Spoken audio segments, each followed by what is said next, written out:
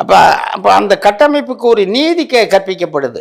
மீறி போனால் என்ன அப்படிங்கும்போது அப்போ சொல்கிறாரு, பகை பாவம் அச்சம் பழியன நான்கும் இகவாவாம் இல்லிறப்பான்கிறார் வள்ளுவர். அர்த்தம் பொண்டாட்டிட்டு என்னை கையாளும் போது அப்படியே அவனுக்கு தெரியும், பொண்டாட்டியே அடிப்பான், அவன் திரும்பி இத்தனி கொலை நடக்குது இதனால். அப்போ பகை வருது. இதுதான் வள்ளுவர் சொல்கிறாரு, ஒரு பகை வருது, அதனுடைய பாவம் வருது, பழிச்சொல். ஊரில் என்ன பாடுறா, அந்த குடுத்தனத்தையே அவன் கெடுத்துட்டான்டா, அழிச்சிட்டான்டா, ஒரு பழிச்சொல். இப்போ இதெல்லாம் இவர் பாவம் இல்லைங்கிறார். நீ பாவம்னு சொல்றியா? பாவம் இல்லை, எத்தனை பொண்ணு கூட வேணாலும் படுக்கலாம். ஒரு கட்டத்தில் அதுக்கு மாநாடு போட்டு அதில் தீர்மானம் போடுறாரு. ஒரு பெண் வந்து ஒருத்தவன் இன்னொருத்தவங்க பொண்டாட்டிய மனைவியை பெண்டாடுறது சட்ட ரீதியாக குற்றம் இல்லைன்னு கொண்டாடணும்னு தீர்மானம் போடுறாரு.